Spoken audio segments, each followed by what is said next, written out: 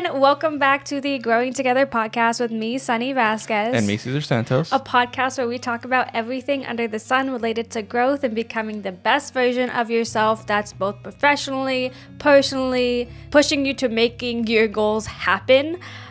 Today we have another exciting episode, and I feel like I say that all the time, but I'm honestly just truly excited for every episode we record. I think there's just so much room for opportunity, and lately we've been lucky, I can't speak this morning, lucky enough to bring some people on our podcast with different levels of expertise that maybe Caesar and I don't have or don't know that much about. Last week we had Stephanie on, and that was a super fruitful conversation. I absolutely loved it. I feel like I leave those conversations super inspired. I don't know if you feel that way, Caesar. I do too, honestly. I'm just like, man, I'm so motivated right now. And now this week we have Dylan Schmidt. I came across him on TikTok, and then I did the little stalking on Instagram, like everything that he had to offer. And he runs a page called Digital Podcaster. He has a podcast, and I think it's like podcast inception because it's about podcasting. So I thought, what a great opportunity to have him on. I'm so glad he agreed because, again, I thought I was kind of shooting in the dark when I messaged him. But without further ado, Dylan, hi, how are you? Hi, Sunny. Hi, Caesar. I'm happy to be here. I'm doing great. Beautiful Saturday morning. Stayed up way too late last night. So, but I'm super happy to be here. And you said the last name right, Schmidt. And yeah, I've been living with that my whole life. Yeah, I'm super happy to be here and speaking with you both this morning. I want to say, though, too, you do have a great podcasting voice. Like, I was gonna say, is it the voice or is it the gear? I was gonna say, yeah. That's spoken like a true creator. It is the gear. I mean, I don't like the sound of my own voice, and it didn't sound like this before the gear, so it's the gear, I would say. Well, tell us a little bit about you. Like, who are you as a person? Yeah. And this is like, I mean, I know we're going to get into all of this, but this is why I love what you do with your podcast. And it's so in line because I talk about podcasting, like, who am I as a person? I just am like a creative individual. I like having great conversations. I like hearing other people's stories. I like helping other people share their own stories. I'm an introvert in real life. I'm an extrovert online. Whenever I say that, like, oh, in person, I'd be really quiet and the person that would let everybody else talk. That's how it is. Online, it's easier for me to, probably a generational thing. Yeah. But online, it's easier for me to be more outgoing. And I live in Los Angeles and, the big city. So I help people with podcasts. And I also have another company that helps like repurpose content like podcasts. And I've been working behind the scenes since around 2016 in podcasts, much longer than that in audio production. That's what I went to school for in like 2007, 2008. And so I worked in like music and then marketing and then got into podcasts behind the scenes. And then June of 2021, I had this like random idea of like, oh, like I don't see anyone talking about podcasts in the way that I could talk about podcasts. Yeah. So let me start talking about podcasts. And like from the very beginning, like the podcasting community was really kind and just like communicative and encouraging. And I was like, oh, these are my people. Yeah. Usually when I see communities online, they're kind of, I wouldn't say they're jerks or anything, but it doesn't seem like welcoming. It's not like we embrace you right when you come in, and right from the very first like post I made on Instagram, people were like, cool. And I was like, so that was encouraging, and so it was like right from the beginning, this encouraging community that just kind of welcomed me.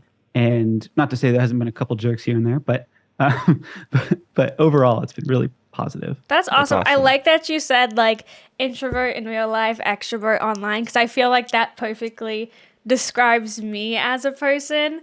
But it even got so far to the point where I didn't start this podcast for a long time because I was scared of like what people would say. I was like, there's going to be people judging me. Like, what is this girl doing?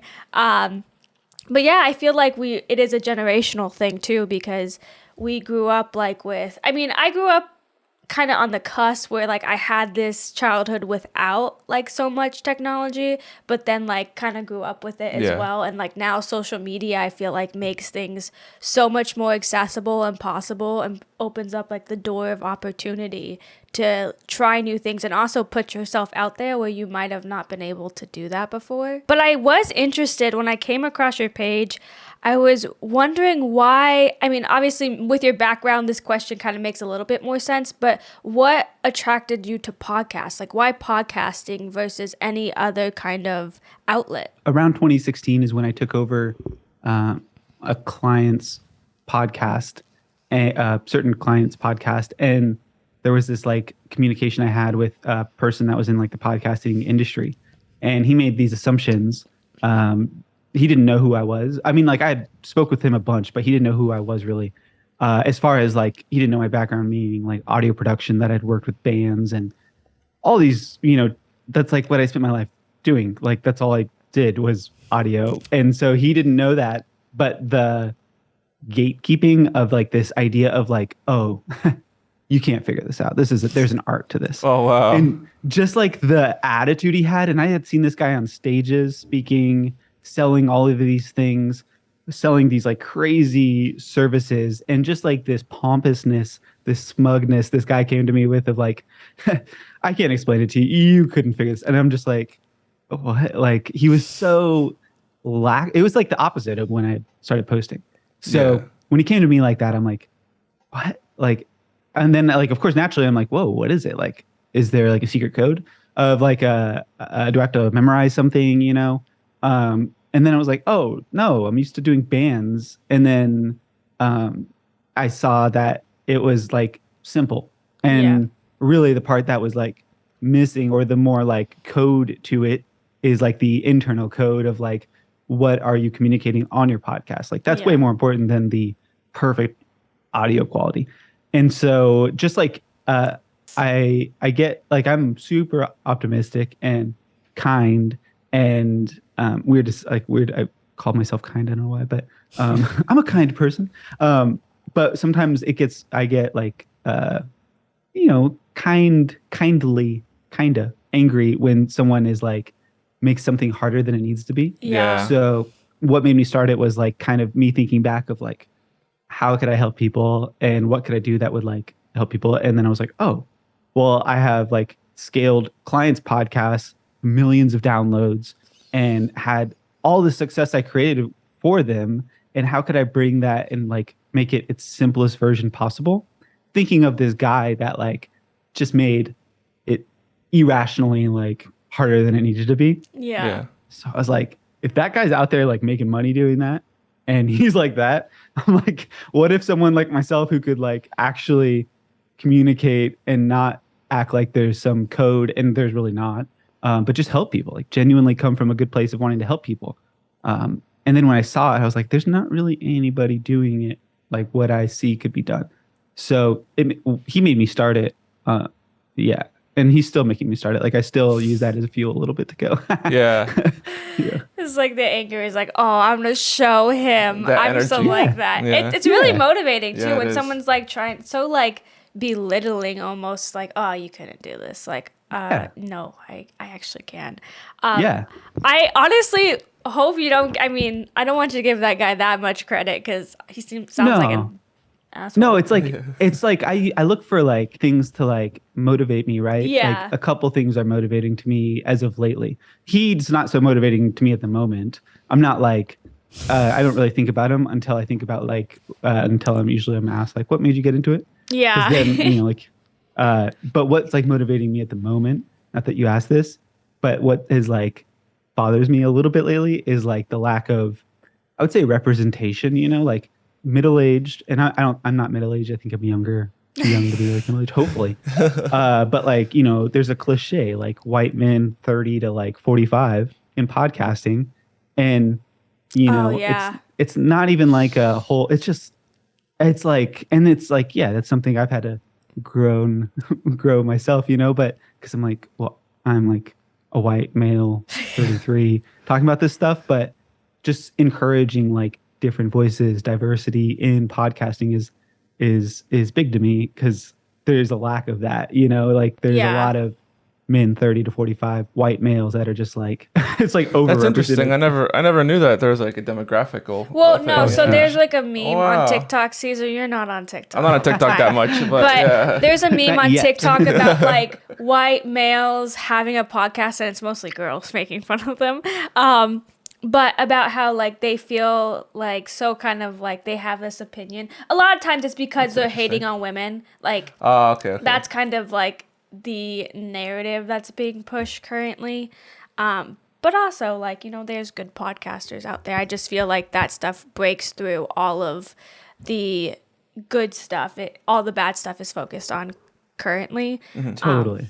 But yeah, I mean, it's awesome that you're helping people find that way to podcasting, because I think we overcomplicate things in our heads too, because like it can seem like such a difficult thing because there's so many things that actually do go into it. I wouldn't say like it's super easy because, there's just too many variables to think about at times. But what do you think when...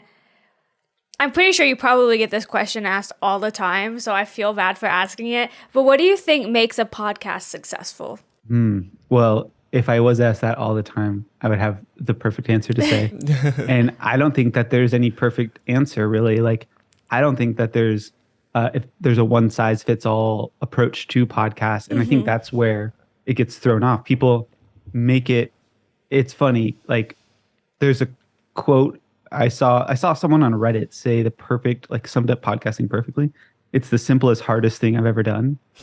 You're just talking. Like, that's easy. Yeah. But there's so much more that goes into it. Yeah. So I think success, typically, if I had to kind of gather my, if I had to sum it up, it's probably like consistency. And like a lot of it is consistency, I think, because if you stick with something long enough, and you have any desire to improve it, naturally it's going to improve given the length of time. And people expect the same results with podcasting that they see with, or they want to see with like social media or making money or different things like that. Yeah. So I guess it comes down to like managing expectations, which doesn't mean like, don't get your hopes up. That's not managing expectations. I want to get like hopes wildly up, but you can still manage expectations and stay consistent. So I guess those would be the two things. Yeah, that's true. I feel like consistency is probably so important because it becomes a habit in your life. We were just talking about this. We had a podcast with this girl named Stephanie last week where she teaches people how to kind of break into tech from other industries. And she was like, the whole thing is consistency, is staying consistent, spending some time like each day doing it. And I think that's the one thing that Caesar and I have actually done, which I'm super proud of, because it's so easy, especially because we filmed this on the weekend, to just wake up and be like, oh man, I don't know if we can record a podcast today because I'm so tired from work. But at the end of the day, like, while it is just talking, you're also trying to, I know from my perspective, I'm always trying to think of like, what's a great idea? What's something that I think people want to hear? And that kind of requires research too, because I think I work in marketing, so I'm an SEO and content project manager. And I work with a wide variety of clients. And something you'll see a lot is people think they know what other people want to hear. And actually knowing that is doing research and seeing what people like vibe with and what they don't. And I think what do you think about like that? What do you think that the topics that you talk about as well have something to do with it? So many thoughts. One, I'm going to give you an SEO answer. So what is podcasting? Podcasting? No, just kidding. Like when I've like looked into SEO, it's always like there's like a format. It's like what is this? What is this? How does it work? 7 best practices. And it's so generic in one way, Yeah, but, it is. Similar to SEO, like same with podcasts and any content creation, right? Like I've worked in content for years. Like and at the same time, I feel like I'm always learning and making new, like uncovering like new thoughts around it. Similar to like a conversation like we're having on this podcast. Like if we tried to script the conversation too closely, it would be uncomfortable and boring. And same with podcasts. Like people want to know the result before they start it. Yeah. And that is just not how creativity works. That's not how the best content really works, right? That's like when we watch like there's probably a better way to say it, but like TV shows on like basic cable. You know, like typically like those TV shows on like CBS, NBC, these things like that, like they're not the most, they don't connect with the most people because they follow like a very generic, they don't drift too far apart. It's kind of like we've seen it a million times. We kind of know where the storyline's going to go. Yeah. Same with podcasts. Like I think really what comes down to the success is like the host's willingness to explore what it is that they're really doing. Yeah. Explore ideas. It doesn't have to be a new idea. Like nobody has to reinvent the wheel for whatever they're doing. And you could probably distill every idea down to another, like, oh, this is just a podcast about this. Yeah. And people will like stop themselves all the time of like, well, that's already been done. Yeah. Oh, that's already been done. Like we could all say everything's already been done, but what is the host's unique way they could approach the same topic that's been done a million times? Like that takes skill, art, consistency, showing up when they're tired, sharing honestly. Yeah. So, like to me, what stands out with both of you, like when you just share like that you have a full-time job and you still do this podcast, so many people will fake that and they'll say like, oh, they don't even want to talk about that because they're like creating this alternate reality where they don't have a full-time job and they don't share that like small slice of vulnerability. Yeah. So just like that alone, it like is different. And so these little differences they kind of like build that DNA in your podcast. And that to me is what makes it successful. People attach different metrics to success, like numbers, money, all those things. But really at the end of the day, like, are you growing together? Yeah, exactly. That's a really interesting one. Yeah, no, I mean, like, I always thought, I mean, when you started getting into this question, I always seen like all the bigger podcasters, who obviously have like millions of downloads and whatnot. And I noticed like a format, like you said, like, not to say they took it from like the TV approach, like CBS or all these like cable news networks that have consistently made like the same shows, but just differently with different actors, maybe just change the plot or whatnot. It's like that movie, the one that has Ashton Kutcher and then the other one that has Mila Kunis. Those are the same movie. Butterfly? Is it Butterfly? No, it's like, there's Friends with Benefits and then there's like another one. They're literally the same movie made in the same year, just with different actors. Yeah. And it was like a rom-com. It's like rom-com. They brought it up to in an interview. It was so funny. That's hilarious. But that's what that reminded me. Yeah. You can keep going. Yeah, no, they'll take like formats that have been done, like whether it's movies or even podcasts, for example, like you said. But at the end of the day, you're 100% right on that, is the fact that it really is about the person, like actually like talking, whether they're well known, sometimes they're a celebrity, and that's why people like listening to them, or they've garnered like an interest in other people that they've built over time. Yeah. Caesar and I are always talking about this because Caesar's way of thinking is like, I feel like, because Caesar does YouTube, I don't know if you've seen like any of his videos, he does some like content creation on his own, and he approaches it, I don't think you go with like a format, but you definitely have like an outline of how every video needs to go. But my mind is always focused on, like, I'm on social media all the time. I listen to a lot of podcasts. And I think to myself, what do I like about this? And why am I so intrigued by this person? And like, there's one podcast I listen to because I'm into true crime. All the time. And it's called Murder with My Husband. And I was like, the reason that I like Murder with My Husband? Yeah, Murder with My Husband, yeah. Well, we better watch out, Caesar. Right? No, she's learning. Watch out for YouTube. Murder with My Husband, are they committing murders together? No. That's a good question. No, it's virtual. It's a true crime podcast. Yeah, they talk about little like cases together, and like her husband's never heard the cases, and he hates true crime, so like she's just like saying all the cases, and he's like, whoa, what the The reason I like her is because she seems like you can connect with her. You can see yourself in her, and I think that's important when we absorb content and when we find people we like. I think it's because I think there's two sides of the spectrum. A lot of time we can relate to the person But then a lot of time, I was telling Caesar, I think with like, for instance, if you take like the Kardashians or now like the D'Amelios, it's a jealousy. It's like, I want that life. So I feel like there's two sides of the spectrum of like why people consume certain types of content. But I like to be on like the first half is like,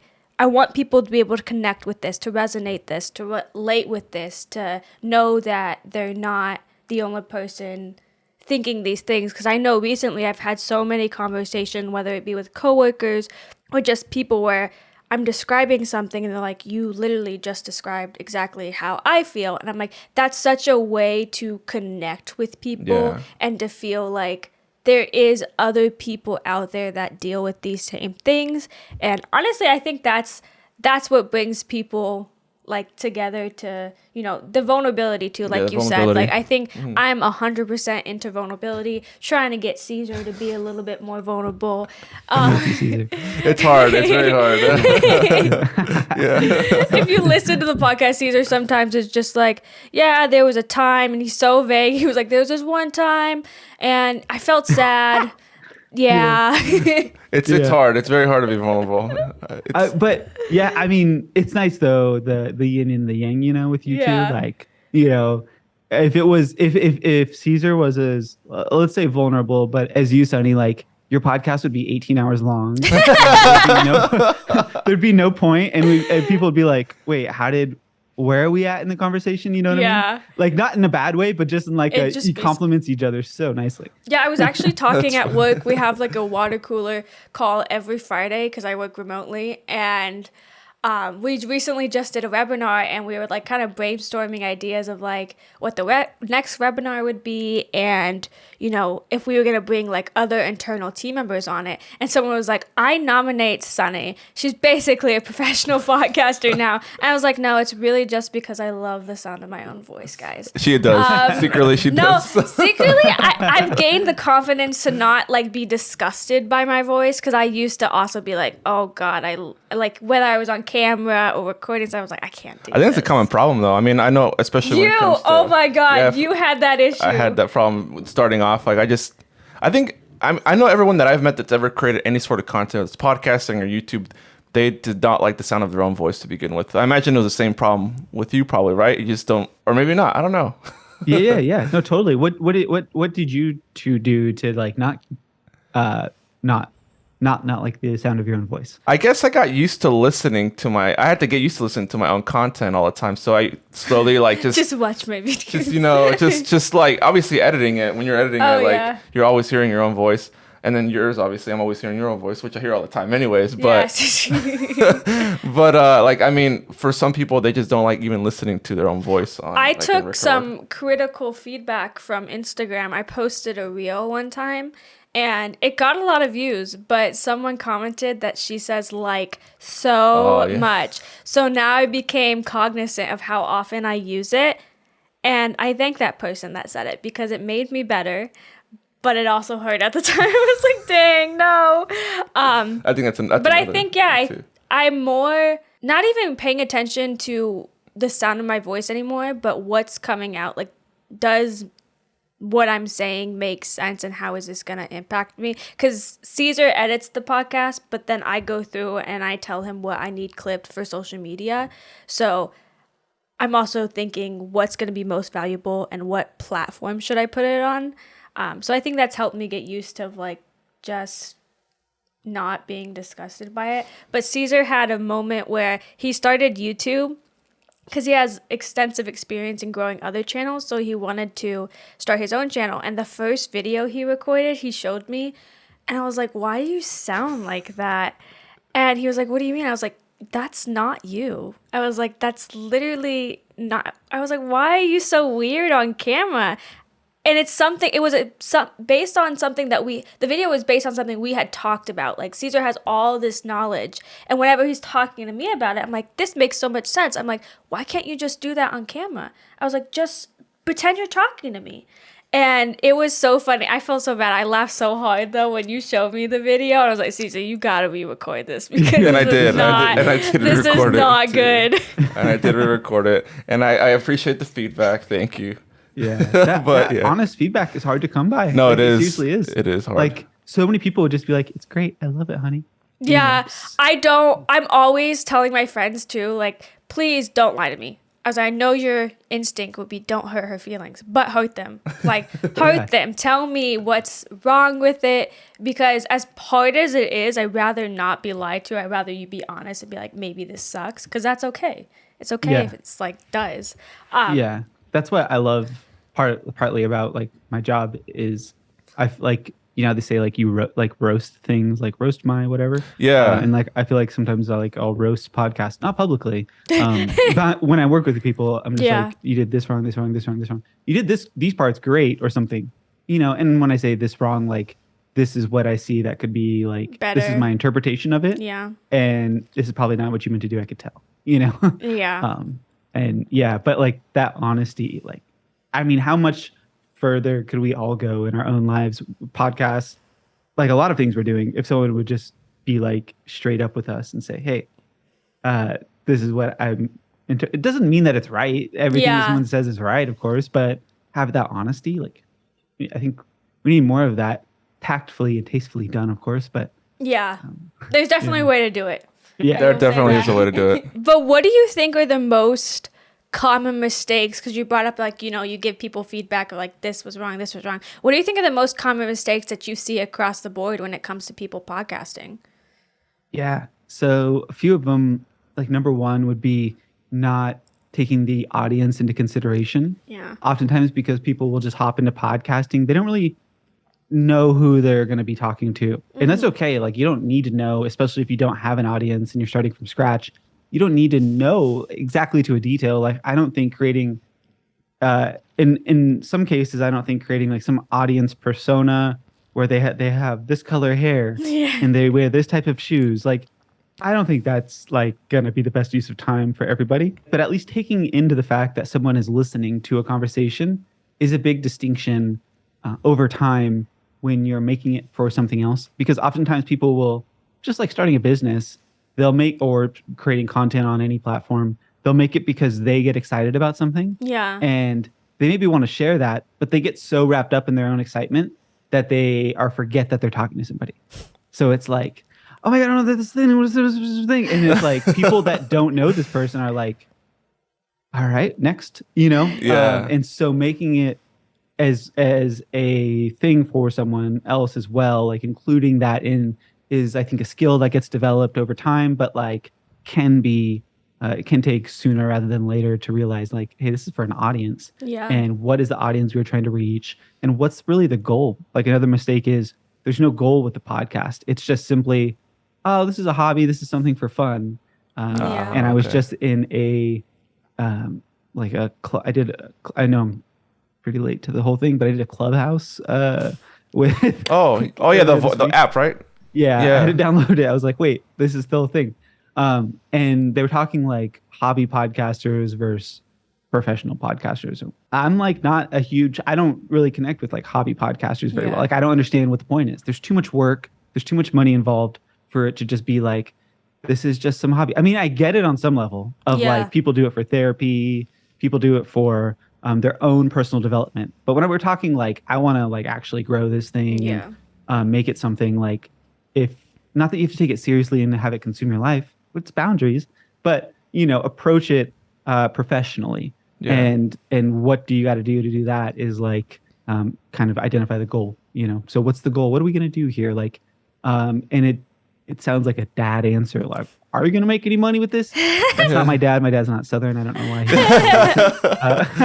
But like that's what I get asked a lot when I was first starting to post online. Everyone was just so asked about money. Like, oh, how much money does this make you? How much money does this make you?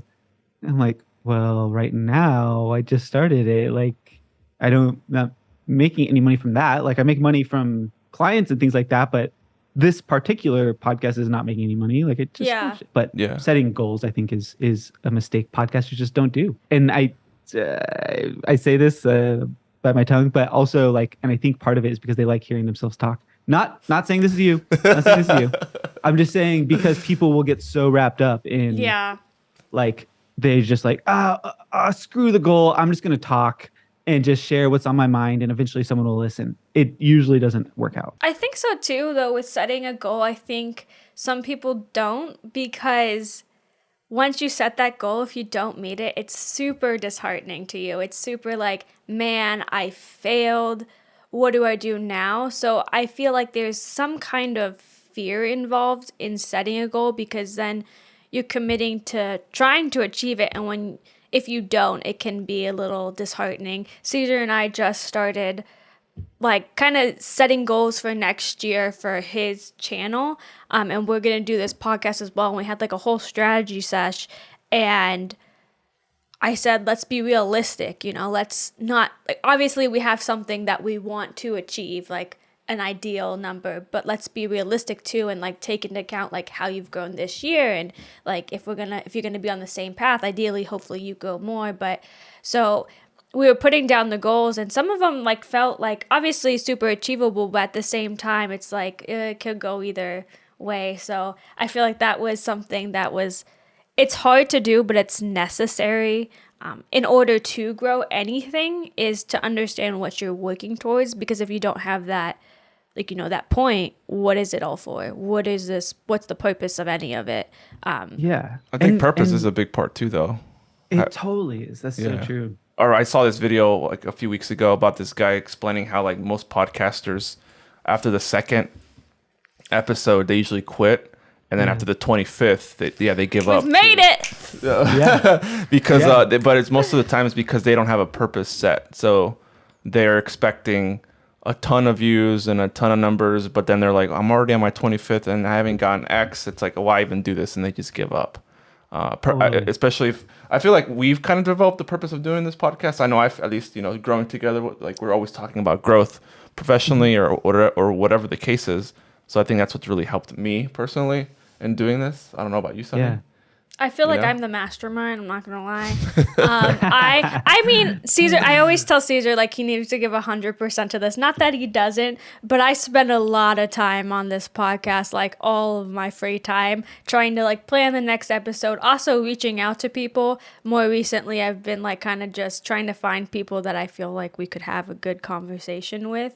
But I do think a lot of people in my life, like you mentioned, like, the dad, my dad's also not Southern, but they look at you and like, they're seeing it as, is this worth your time? Could you be doing something else that's actually going to make you money right now?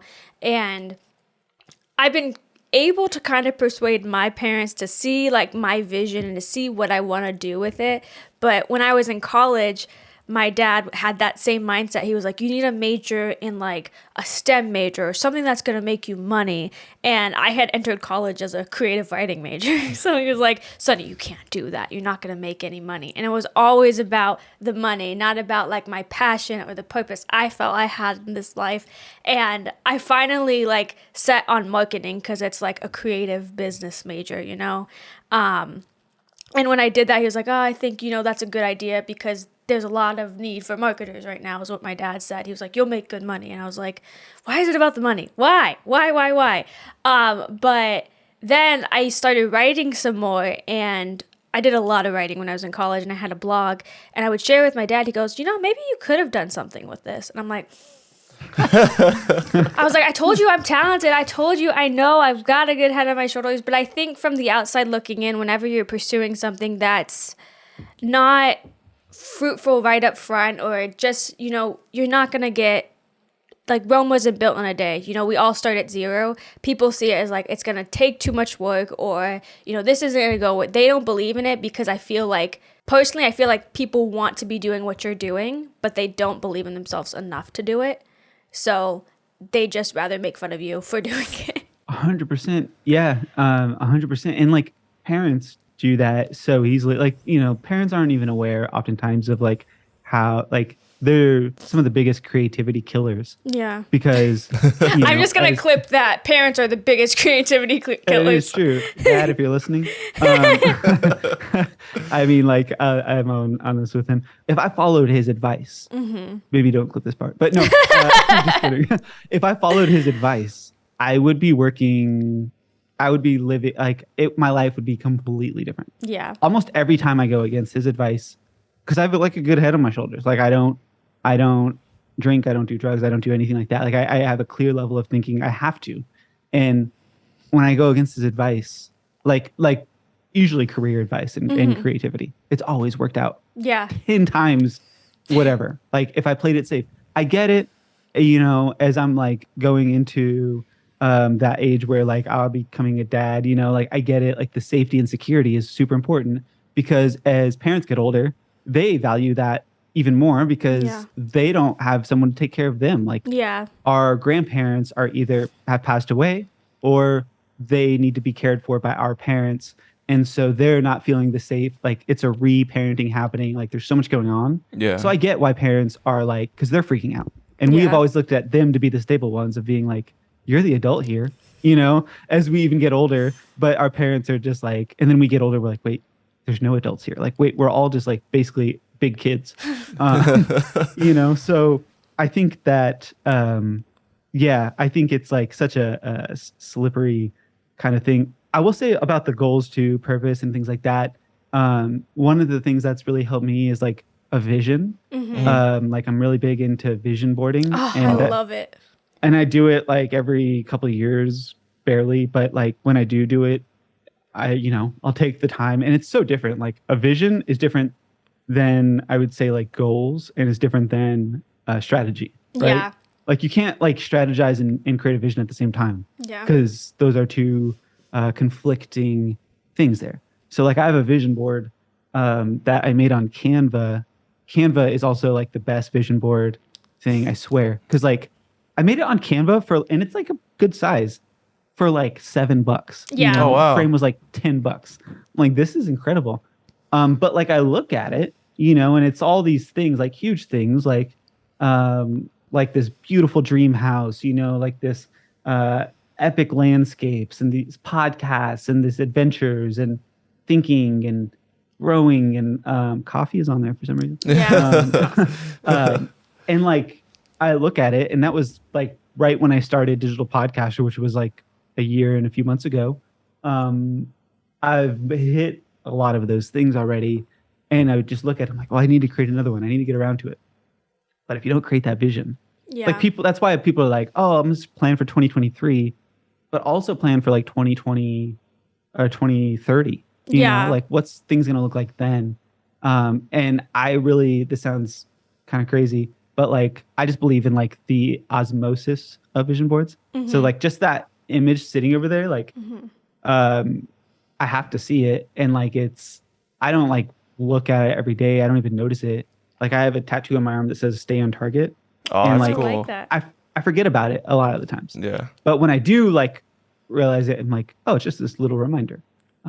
So just like simply having these little things that it's not like, people will be like, oh, okay, now I'm aware of the vision board. Now I have to get to the vision board. Yeah. Like, I think, a lot of that stuff happened just because it's up there. I don't share like the vision board publicly. Yeah. So it's not like there's some social pressure, but just the fact of it being there, I know has like played a little bit of a role. Yeah, it's funny because Caesar and I have one right in front of us. Yeah, we have one right over here to the side. So I'm glad that you mentioned. Yeah, I feel like, I don't even notice that it's there sometimes, but I look at it and I think sometimes to myself, like, okay, like it kind of motivates me more to kind of work towards what I originally wanted. I think for me, the struggle with even visions and setting goals is I am a fast-moving person, and sometimes my interests and what I want to do changes a lot, or like what I feel like even from the beginning of the year,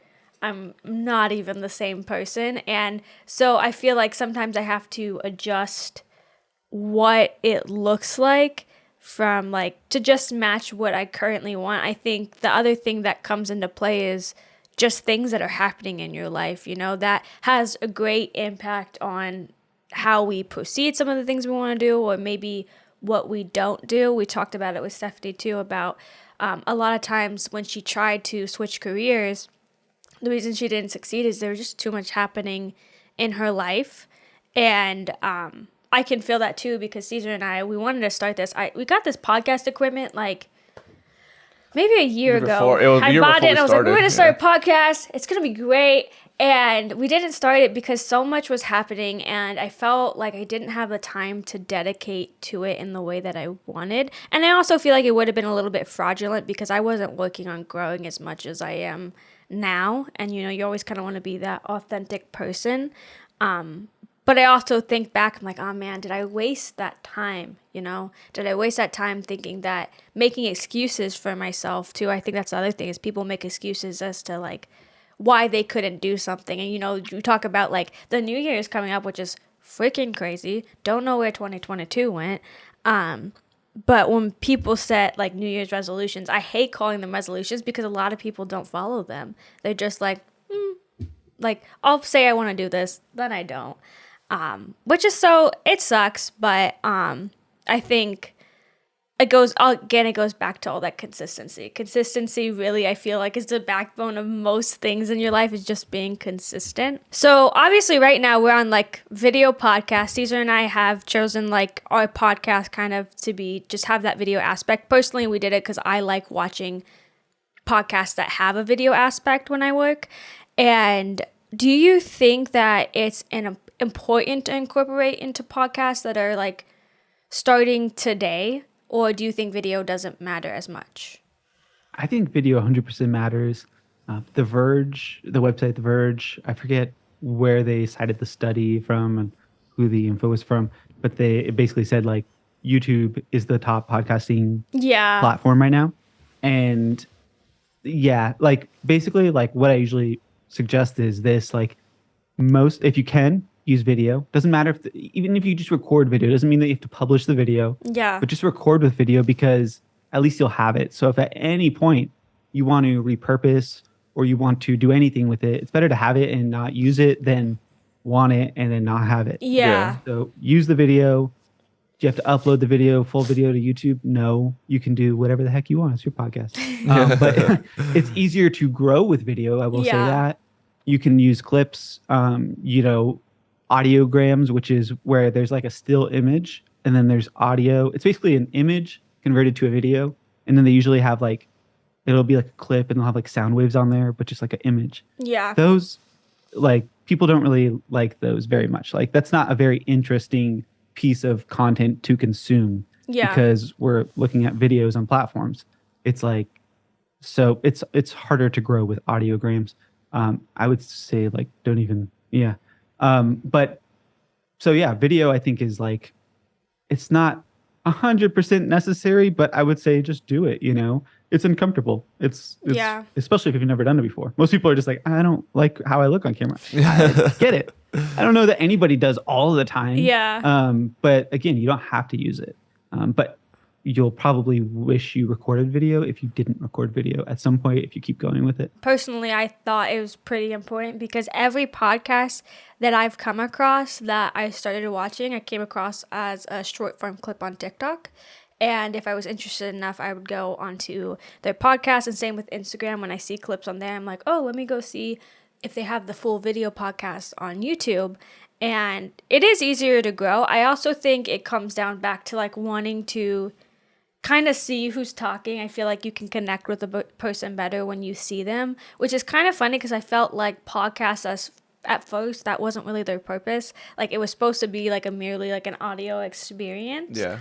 And now I think a lot more people are incorporating video to like be able to grow it a little bit quicker because you can post clips on social media and the short form content because we have the attention span of goldfish and it's way easier to grow that way. And I think Caesar and I have found success doing that too. Like we clip, that's why I focus so much on the clips. I'm like, this is how we're gonna generate traffic to like the long form video and YouTube too for sure is like moving forward towards actually having the ability to, how Spotify right now, you can upload your video to Spotify using Anchor, and then it'll be obviously transmitted through Spotify.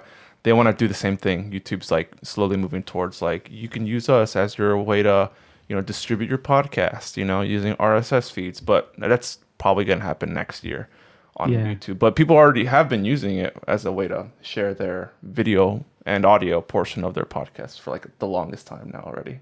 Yeah, so. I'm excited about like short form content too, because like I do the long form and the short form, and I, like people do have the attention span of a goldfish, but like for good reason. Like we've never ever consumed this much content before. Yeah. In Yeah. one TikTok setting, you know how much video, like you're seeing so much video. much. Yeah. And I don't think the problem is attention span. I think the problem is lack of valuable content. Yeah. It's lack of good clips from like, I see it all. Like that's what I get like passionately angry about stuff. Compassionately angry, maybe. I started like my company content clips because people 98% of the time repurpose their content in a way that sucks. Like, Yeah. just to put it bluntly, Yeah.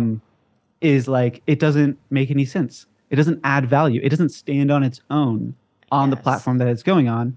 And people were like, "Oh, it doesn't work for me," or "You can't repurpose content," or like I just don't do it because it takes too much time. Yeah. Which is part of the reason why I started it. But like it's not a attention span problem. It's not a platform problem.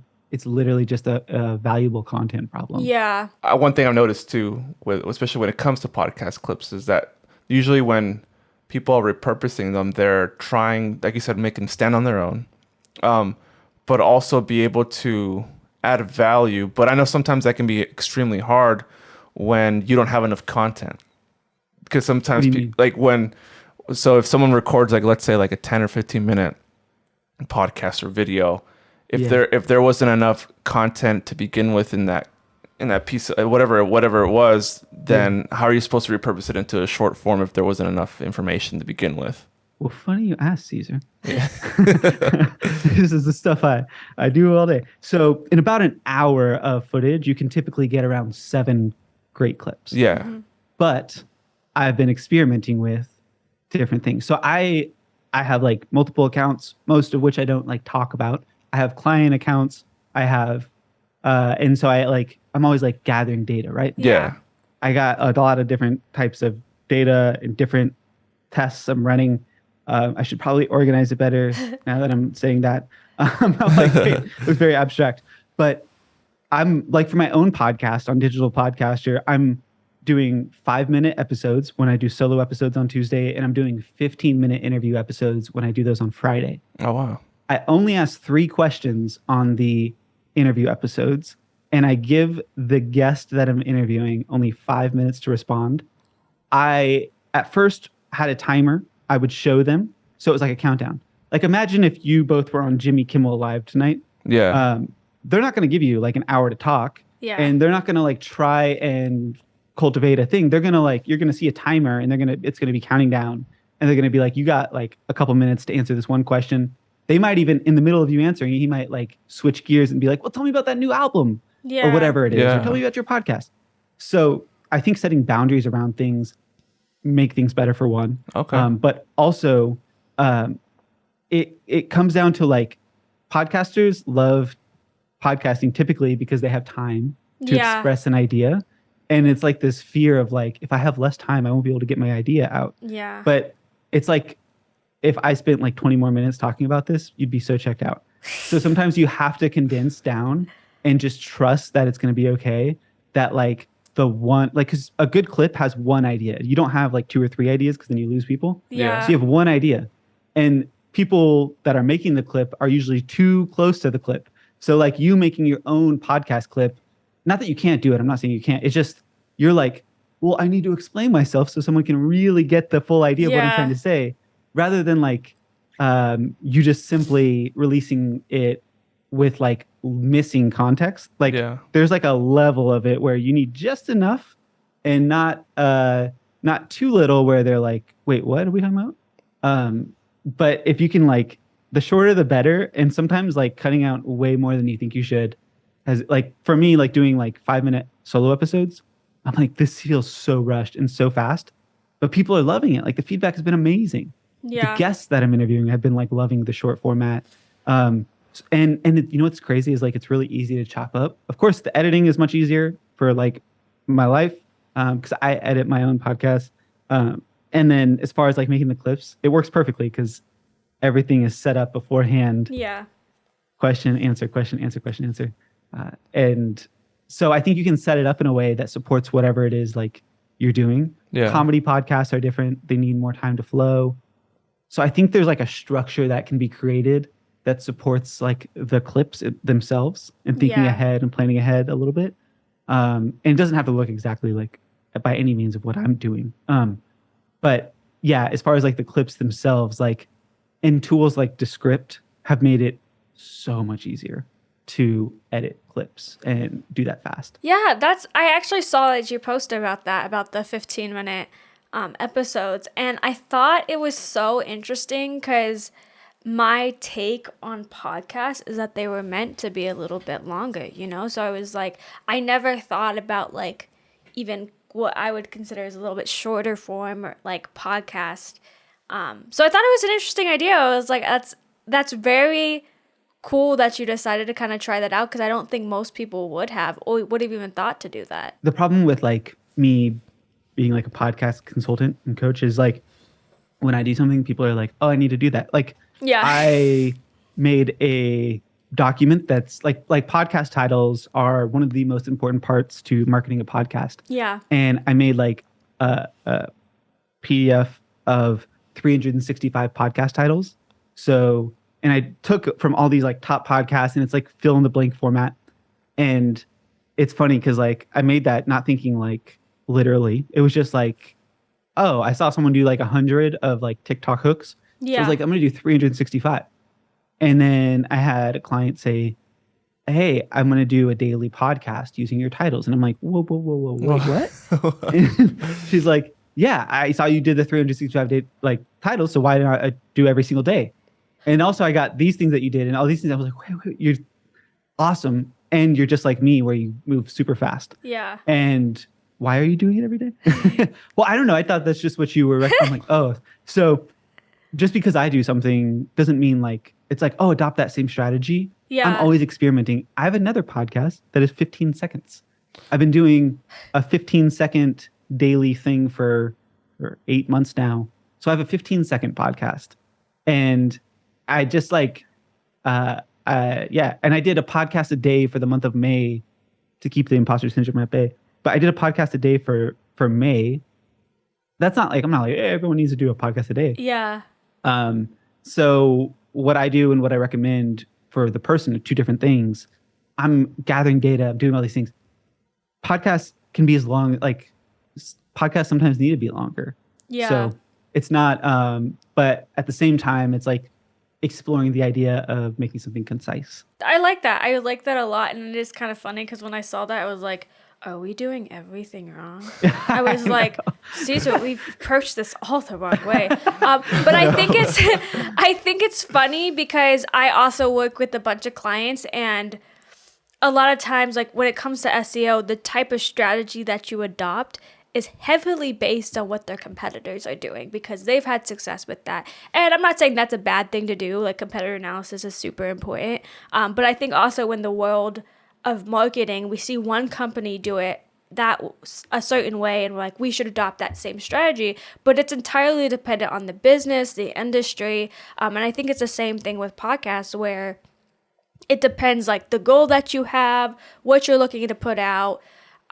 There's so many different variables, and it is like, it's really not a one size fits all approach. And I think that's what's the most frustrating for people about most things in life, is that there's just no one size fits all, because we truly are just all different people with different experiences, different backgrounds, and you can't make something that's going to work for everyone. It just doesn't. And it's a frustrating realization to have, because it's like, well, I want as many people as possible.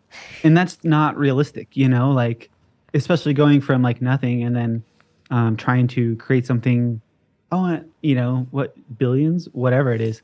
Like I'm realizing in like the last week too, because I've been recording a lot of these interviews, is like as a host for myself, I have ADD, ADHD, whatever.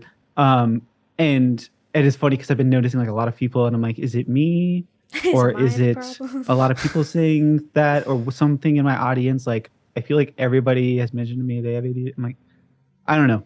But I get bored as a host because like we'll be talking and then I find myself not being as interested when I'm hosting. Yeah. And so these tight interviews have really kept me on the ball of like, let's go, let's go, let's go. And before I'd be like, oh, I got an hour podcast. Like, I don't know. Like, I know what I'm going to talk about with this person, but like, Yeah. does it need an hour? Yeah. You know? And I like a little bit of the pressure of like putting it on the guest a little bit too. Yeah. To be like, can you answer this open-ended question that's kind of vague in 5 minutes? Because it's not possible. Like, and I tell them that before we record. I go, look you're way more than like 5 minutes. And I'm going to ask you like this big question. And I know you can't answer it in 5 minutes. So there's no expectation that you're going to do this, like solve world peace in 5 minutes. I get that. I know that. Yeah. Don't try to. Just answer it however it answers.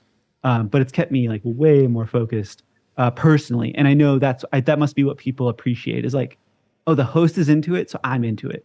And that stuff gets translated. But like, I've had that expectation of, well, a podcast needs to be around an hour, or, you know, it needs to be as long as it needs to be. And I'm like, that didn't work for me. Yeah. What I needed to hear was like, what do you want to do? Do that. That's a really good way to look at it.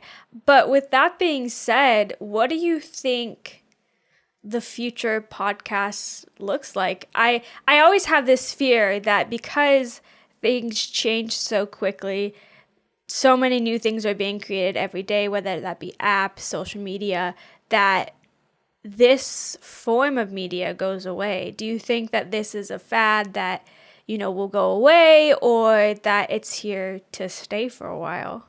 Yeah, this is another question my dad asks me all the time. Once every other week, I would say he asked me because, and I think it goes back to that safety security. Like, is my son still? He doesn't listen to podcasts. He doesn't fully understand it. He's never understood it. And so, yeah, what is the future of podcasting?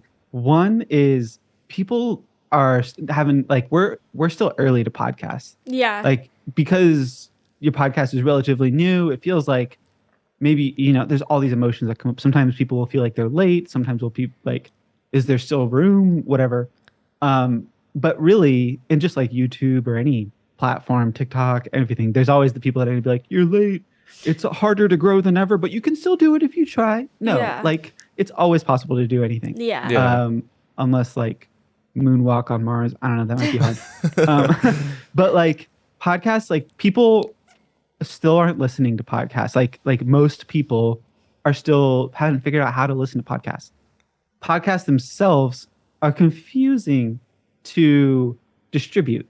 Yeah. I was just talking with a company yesterday that is working on some really cool podcast tech, and like I'm like, whoa, looking at this, and I was like showing them like, look at when you go on my podcast website, there's like 30 things. It's like listen on Apple Podcasts, Google Podcasts, and it goes like down the list. Yeah, you know? all of them. So many. There's so many options. Yeah. And then not to mention like the name podcast, like iPod, like it's too late to probably change the name on it, maybe, but it's still early. All the data I've seen suggests that people will be investing more into it because it has a little bit of a lower barrier of entry. Yeah. You don't have to become a YouTube editor, because people that start YouTube like the idea of YouTubing until, I know, you know, the Caesar, like then they start editing and they're like, wait, what? Yeah. How long does this take to edit a video? A 3-minute video is going to take what? Podcasts, thankfully, don't have that level of skill involved as far as editing goes. So it's still early. The future of podcasts, I don't think is going to look that different, because I think people's perception of it, or how people will make podcasts and consume podcasts will change. But like how I'm doing like a 15-second podcast or a 15-minute podcast or a 5-minute podcast, that's way different than most podcasts. Yeah. And people's like brains are still trying to wrap around podcasts. So it's like, what's the oldest form of content we have is like sitting around fires and sharing stories. Yeah. That's what podcasts are at its core. Yeah. So that's not going to go away. We know that. If we have any history, it's like, if there's anything that's going to stick around, it's the idea of podcasts, as long as we have electricity. Yeah. And human civilization sticks together. So I'm not worried about like podcasts going away, you know. I'm more worried about like more bigger issues, but I don't think anything crazy is going to stop podcasting. I think it's just going to become more adopted. I've always thought of podcasts like when they're continuing to grow and whatnot as like another form of radio, because I used to listen to radio all the time as a kid. Like I used to love listening to like the MCs or like the morning shows, and I'm like, I don't listen to those anymore. I mean, obviously I have a radio in my car, but the first thing I do is I plug in a podcast. I play something like not the radio. But that one time we actually listened to the radio, I'm like, what is this? Like, why are we even listening to this? You sound so old when you say that. The music on the radio. The music on the radio. Or like, I'd rather listen to something like that's, like not like obviously that's curated towards like me or something that I like to listen to, whether it's related to like culture, news, or like technology. And I'll plug that in versus listening to like a radio host who, you know, is obviously a bunch of ad breaks in between. So I definitely do see like podcasts somehow making their way more towards like either whether it's more easily accessible, like you're saying. It's so crazy that we have to go through this whole like list of like, oh, RSS feed, connect here, and I have to sign up for all these things. It was so complicated. I was like, why? It was extremely complicated. I was like, do I even need to have my podcast on here? Because who's using this? Like, I was like, what I understood from podcasts when we started was like, okay, we need it on Apple and we need it on Spotify for sure.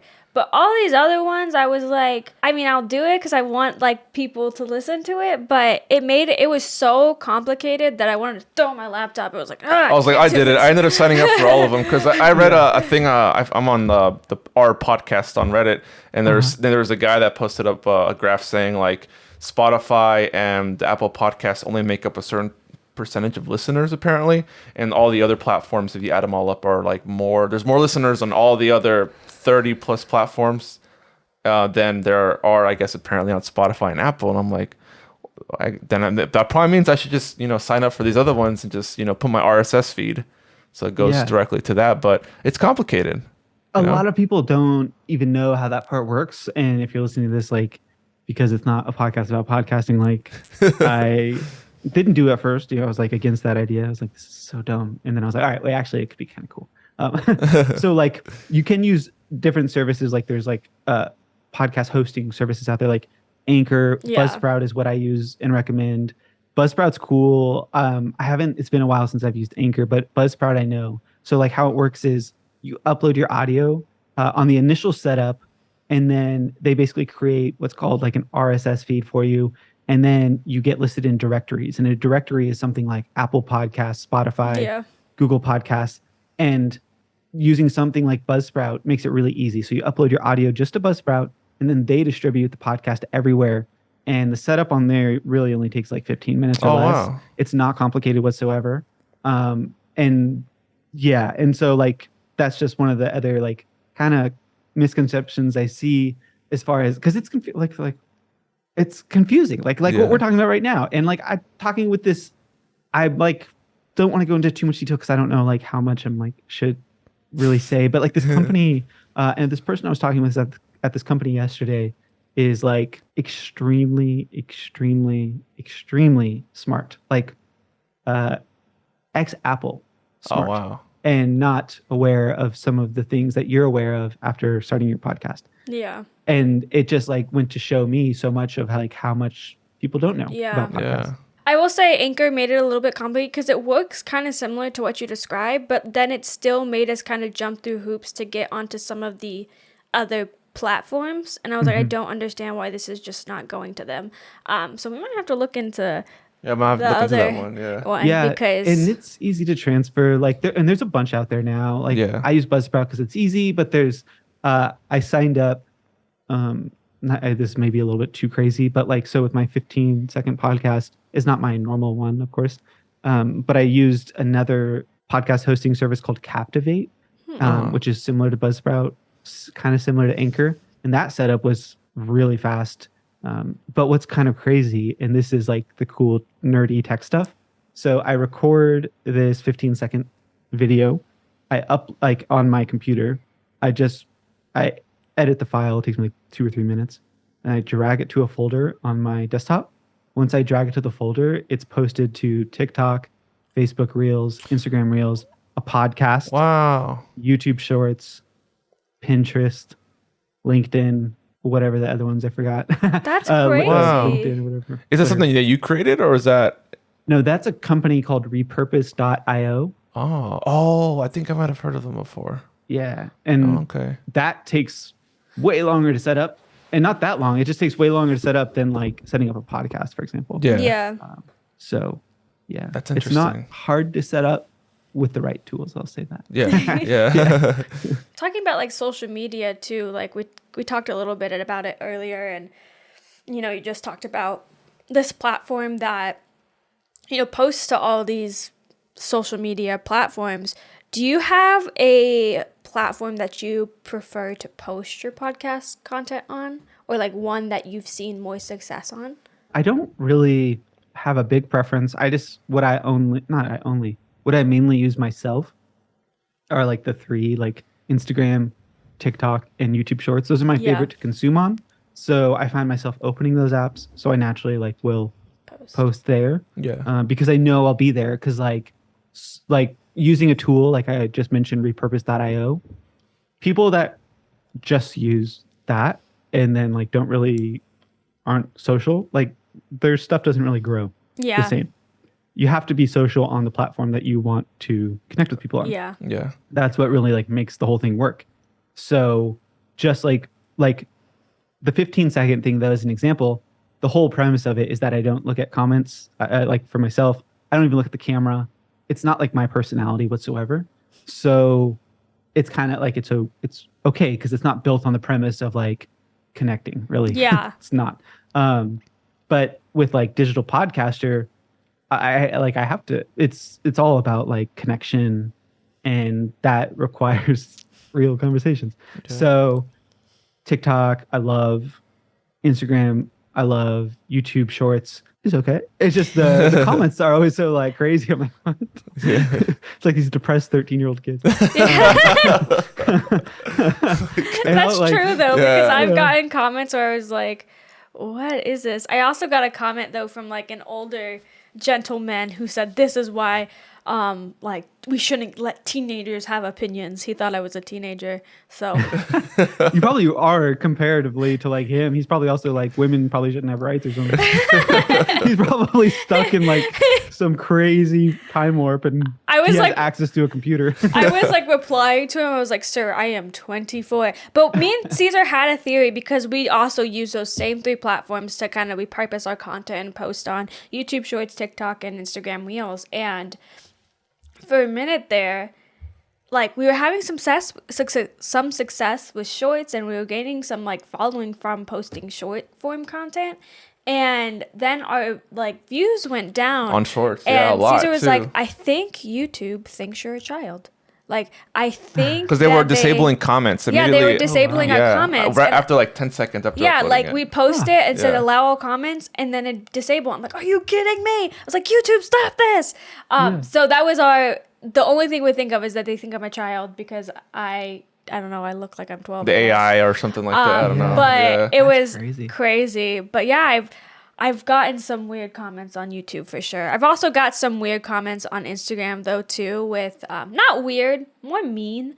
Some people really don't like what I have to say sometimes, and that's okay. I've had to learn that people won't agree with you.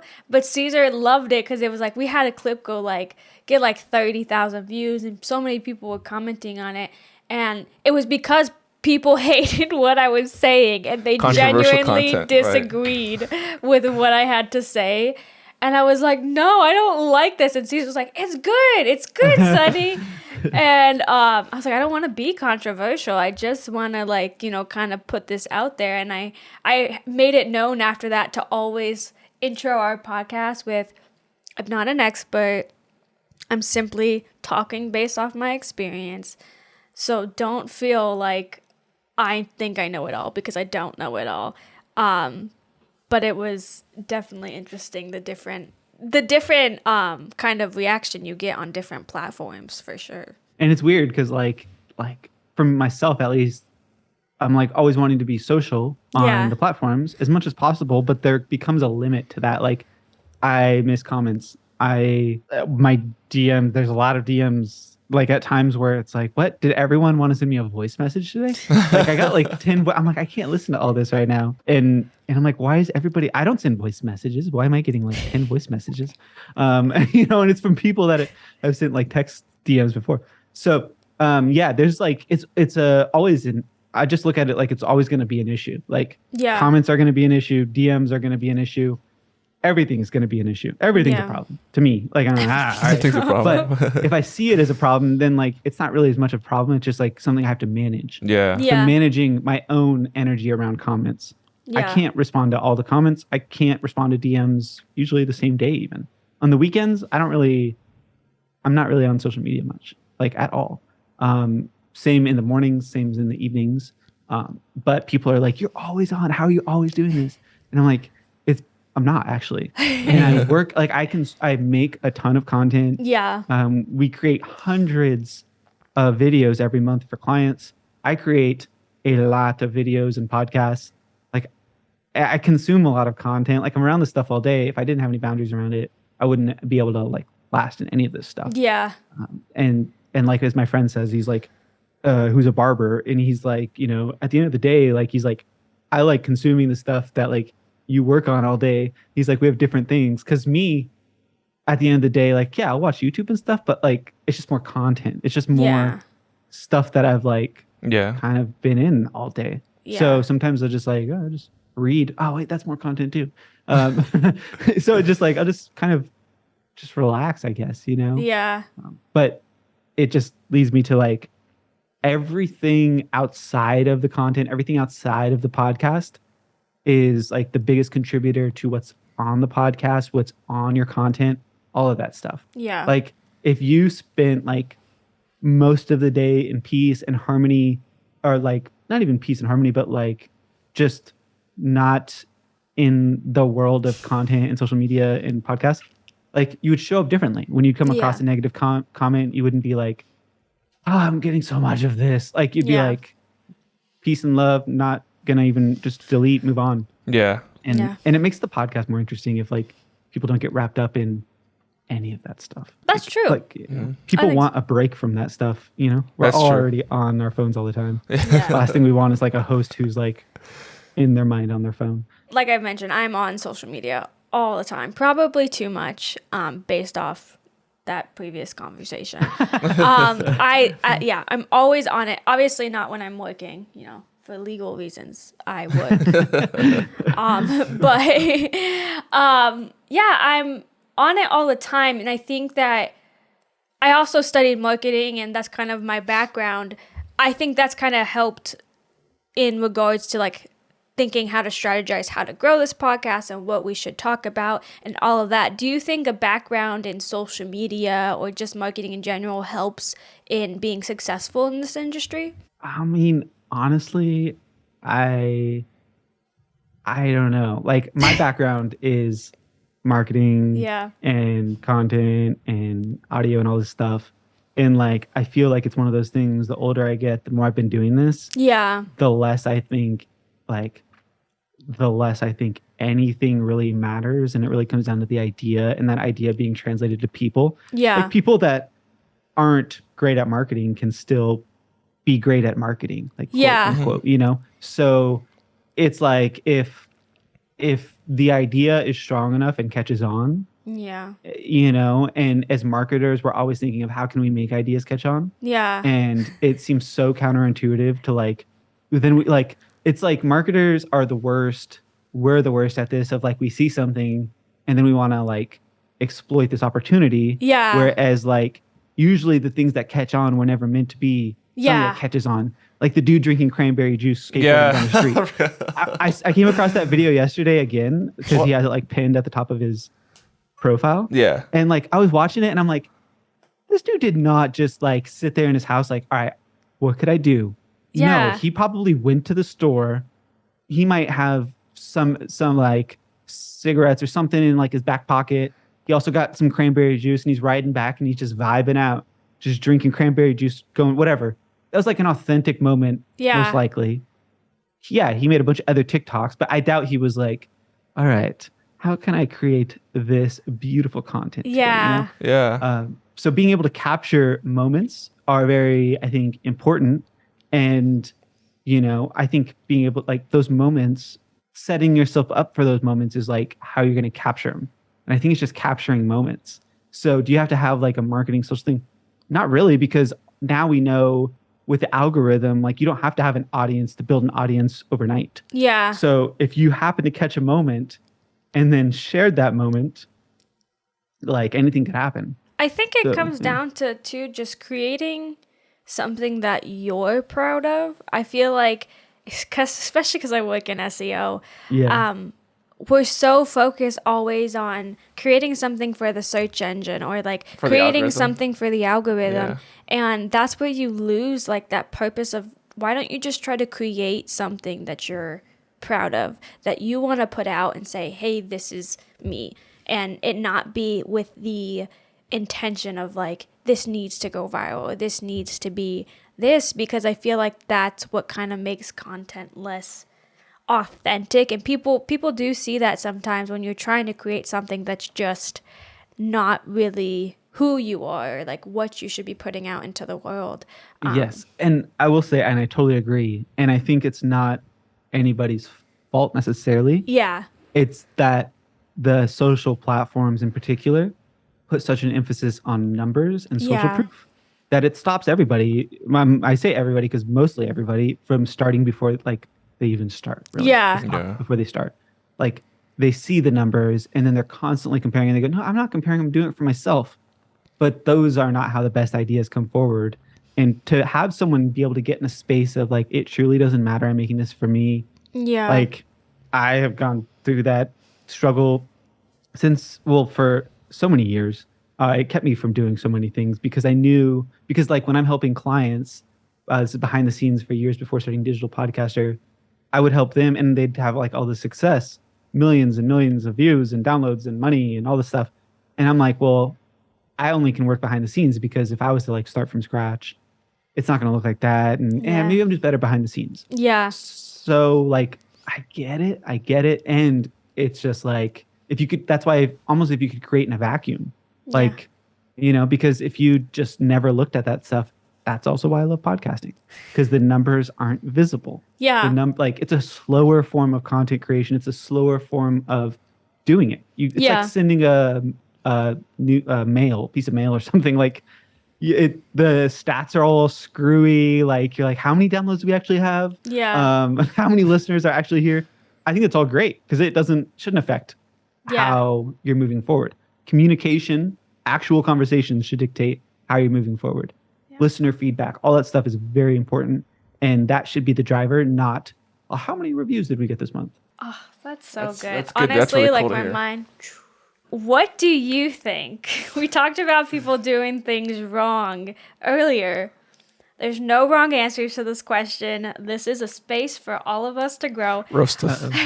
Yeah. What do you think Caesar and I are doing wrong? Or if you want to shape it in a light to what could we improve on? What do you think? Okay, well, I have to sandwich it first with what I think you're doing great. Yeah, that's always what you got to do. That was a good way to start it, right? Give feedback. Yeah, that's how you give feedback. I thought of this earlier. I was thinking of it earlier when you had asked me like, or when I had mentioned something about like roasting podcasts. I'm like, wait, So a couple things that I just want to highlight because listeners wouldn't know this. So one of the things that you both do so well, for one, just the communication before coming on this podcast was chef's kiss exquisite. Like just like the outline, sitting that ahead of time, not always necessary, but just like a nice thing that a lot of podcasters don't do. So that communication was great. And then as far as like staying consistent, you two, from everything I've been seeing, like is consistent and creating clips. Like you're doing so much great that you might even be a little bummed out on what I think, like, I wouldn't even say doing wrong, but like areas of improvement. If I was talking in areas of improvement, like if I was looking at stages of a podcast, I would say you're still like in this beginning phase where you have to protect like what you're doing and not let any kind of idea lead you astray. Like a lot of podcasts, I feel like what you said earlier, Caesar, like it's the numbers that people stop at is 3, 7, 11, and 21. Those are like the numbers that are like, if you make it past 21, you're like, it's not like you're guaranteed success or anything. Yeah. The longer you stick with something, the more opportunities you're going to have. and you don't know when those opportunities are going to happen. So that opportunity might come up on episode 145. That could change your life. Yeah. Might come up on episode 43. You never know. And you never know what connections will be made. And the listener numbers don't matter. Nothing really matters, because the only actual thing that matters in the very early stage is the communications you're having with guests. Yeah. Because that's going to be very important. So I think that like you do such a great job at that. So really, that's why like in the beginning stage, I would say like it's just like almost like just keep tunnel vision and just keep doing it. I would say as things like, I'm just going to make a prediction. I'm not saying this is like hard to like do this exact thing, but I'd say around episode 45 to 50 maybe is like when, if it were me, I would maybe start like dialing in things even more. Like what can we remove usually? Yeah. And maybe a little thing of what we can add in. Also, this is just like because you're in that like beginning phase, I would also say just because you've done something one way doesn't mean you have to do it on episode 35. Yeah. You can change the game at any point. Nobody's going to be like, they'll let you know if they missed something. Yeah. And people were like, well, what if I change it and they stop listening or something like that? Like they'll let you know. And if they didn't let you know, it must have not been that important. Yeah. So you can always put something back in, but people will get so stuck on like, this is what I always do. I'm like, why you do that? I don't know. That's so true. So like, don't be afraid to like change it up. Don't be afraid to do, more of something or less of something or whatever keeps you as hosts like more engaged. But I would say don't make any big shifts, at least for like another 10, 15 more episodes. Yeah. Also, if you find yourself like, oh, this is heavy, incorporate seasons more into it, make the seasons shorter, make the seasons longer. Yeah. Whatever you got to do to like make you show up as the best host possible. Yeah. Okay. These aren't things that like you're doing wrong, because it's just getting started, Yeah, it's just we're still at the beginning. There's so much more. We're still growing, that's what it's all about. So it's all about it's all about growing. So and it's fun, yeah. I mean, like, I hope you're having fun. Yeah. No, I am. I honestly expect to be like, your podcast sucks. Just saying. I was prepared. I was mentally prepared for it to just be like, we suck. One thing I will say, this is okay. Not has nothing to do with this. I always recommend people who are interviewing people on their podcasts to not like, scheduling is the biggest time suck of anyone's life. And unless you can have like a virtual assistant handle that part, just use Calendly. Yeah. It's just so much easier. And it saves I use so that much for time. work. That's cool. So I need to get a personal account. Yeah. 100%. Like I've booked, well, I wouldn't be able to book many guests without it. But like for example, when I was first starting, like, I mean, I could book, like, that's one of my tools on how I would book guests with 1 million+ follower audiences, is because I would just literally be like, hey, this is why I want to have you on. Here's a link to book. Like, just, if they can do it without having to be like, well, what? I don't know my schedule. I don't even know where I am like in 3 hours, So I'm constantly checking my schedule. And if I gotta like, all right, well, let me put that off so I can like figure out this. It just happened at the right time when you had asked me. But I'm always like, what? Like, how are we not using Calendly for most of the time when podcasters? I'm like, yeah, I don't know. And then you start dealing with people with even busier schedules. Yeah. It's not the person's fault. It's literally just a scheduling issue. And Calendly, something like Calendly solves all of that. Yeah, it is. Honestly, I do love Calendly because we use it at my work. And whenever I have to schedule a client meeting, I'm just like, here's the link, schedule what works for you. Yeah. And it like goes into your calendar. So it also makes sure that you're available. At That's the time. awesome. It's I didn't know way that. cool. We're going to start using that. So yeah, we definitely have to use that. That's really great advice. Just to kind of sum up this episode, what's one piece of advice that you have for people wanting to grow online? Maybe not just through a podcast, but in social media. Yeah, one piece of advice I would have is if you're wanting to grow online, realize you're not just some hobbyist who's like, I'm just gonna see where this leads me to go. Yeah. Because if you just want to go, if you stay only with that idea of I just want to see where it's going to lead me, typically it's going to lead you to freaking Netflix and consuming some like passive form of entertainment. Like if you really want to grow online, take it seriously. And again, that doesn't mean you can't have boundaries. Doesn't mean you can't like live your life. It doesn't mean let it consume you and hurt relationships. None of that. Just simply take it like learn from somebody. Like the biggest difference is, well, I've had in my own life, but also I see with people who are successful with it, is they're simply open. Yeah. It's the people, and even people that like talk about podcasting like myself, it's like, I'm talking about this from a place of, because I see it and I have like data to back it up. People that grow faster and with more success are people that are like, hey, I'm super open to learning and I'm super open to growing. And part of growth is being open, right? It's not like I have all the answers, because the person you should probably be learning from is not the person that is like, I have every answer you need. It's someone who works with you to discover what you need. And so just be open, but take it like seriously. If you want to, you hear somebody like say like, if full job, you like work on this podcast so much, like you're taking it seriously, you know, and setting a great example of like showing up and showing up consistently. So if you just take it seriously and surround yourself with people that also take it seriously, and find those communities and get support, because all the self-made people, I don't believe it. Like we need a community. We thrive on like connection, and you're going to grow much faster with, somebody else than you would just ever do on your own. Yeah, I think it's funny that you bring up like, the hobbyists, because I think that narrative comes from the fact that there's these people that grew what seems like just on TikTok for like no reason, or like they just did something and people liked it and they continued doing it, and they made it seem like it was so easy, like, oh yeah, I just do this, and it's really like behind the scenes it's not. But that's so often the narrative that gets pushed, is that I just got to have like one piece of content and then I can just do whatever I want. But I think it also comes back to the conversation that we were having earlier about it being valuable and consistent, and, also just having that tunnel vision in the beginning of not expecting, you're going to wake up and have 1 million views. And I feel like that is one of the hardest parts, because there's such a need to like want to look at the numbers, because you're either going to get like confirmation of like, I'm doing this right, or you're going to get that like,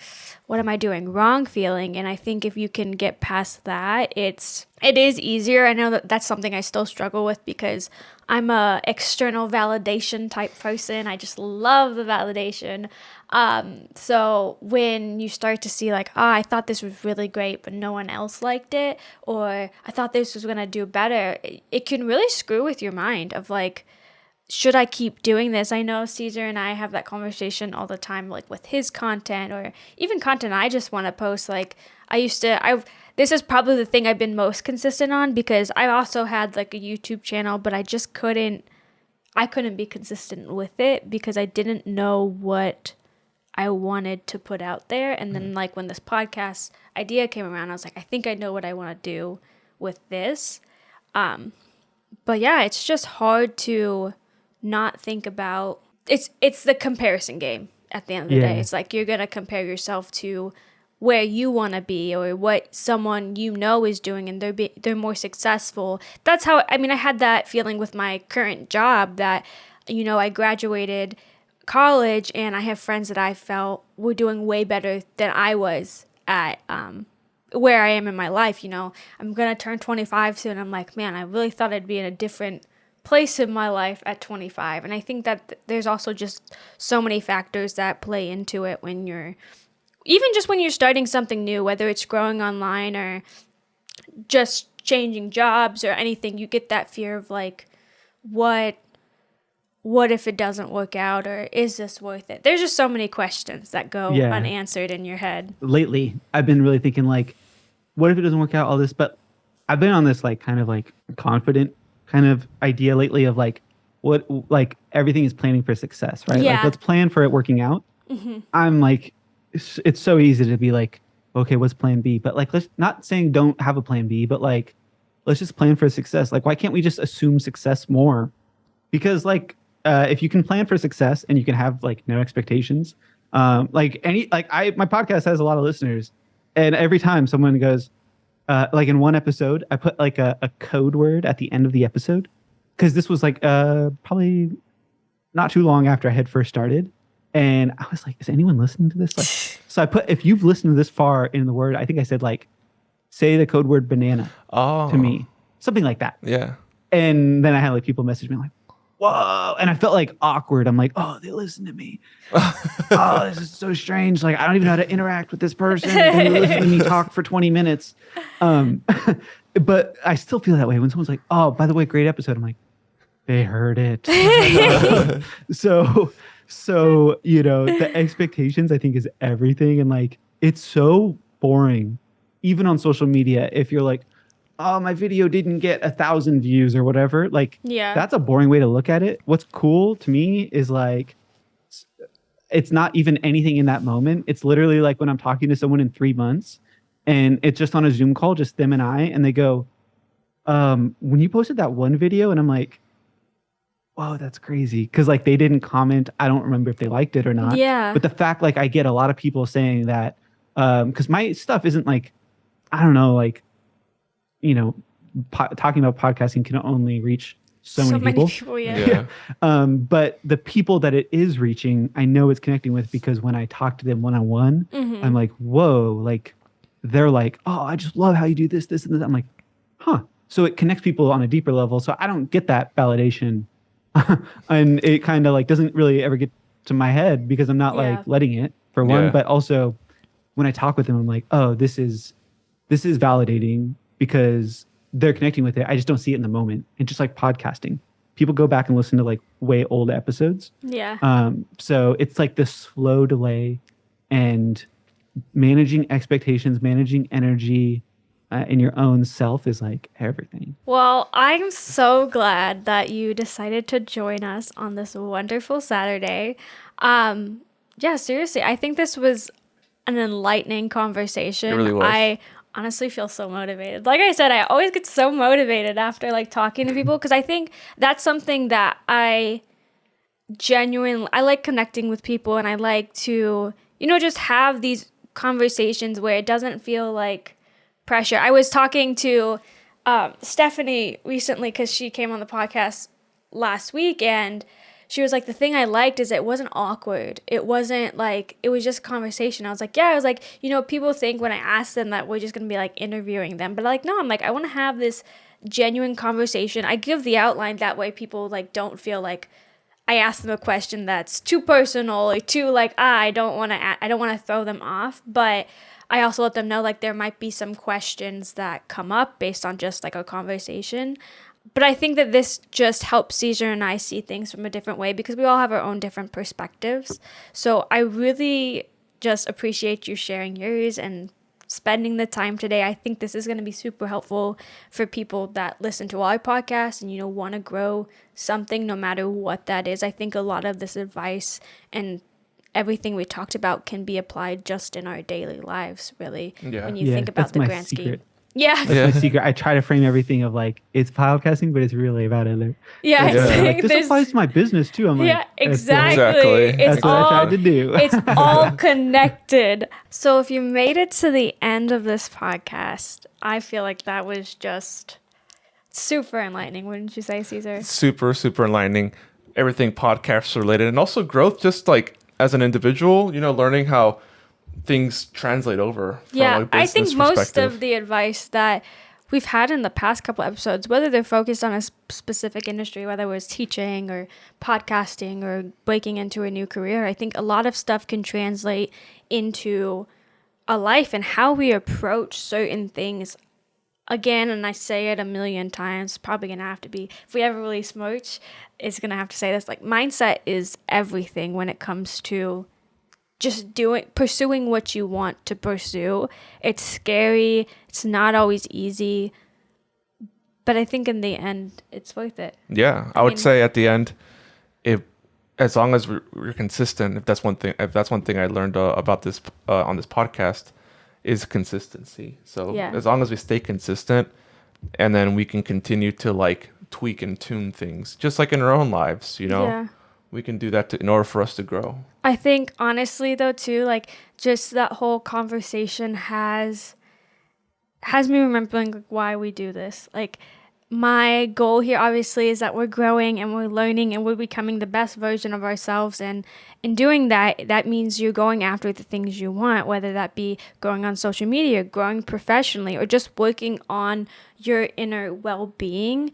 And having these conversations with people is super, I feel connected, and I feel just, I don't know, I just feel good. Like, I can't even describe it. I feel so great right now after having that conversation and, giving, even just talking to Dylan and just seeing how his mind works and how he approaches things, it can help us figure out how we take our next step. Yeah. And I think that's important, to listen to a new perspective. Like I mentioned before, Caesar and I don't know everything, but what we want to do is provide people the tools and resources to move further. And that's by bringing people who have a little bit more knowledge than we do. Yeah.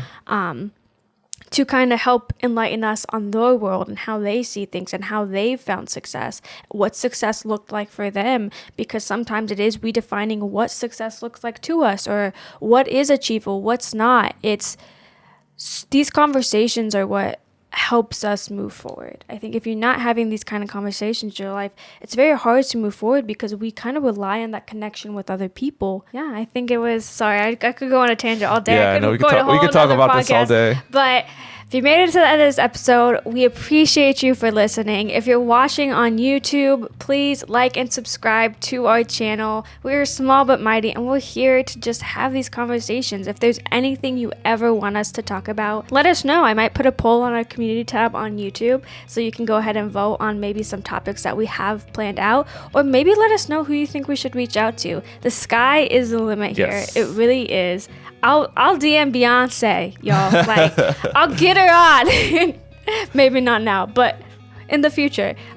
So yeah, this has been Growing Together with me, Sunny Vasquez. And me, Cesar Santos. We hope you enjoyed, and we'll see you next week. See you guys later.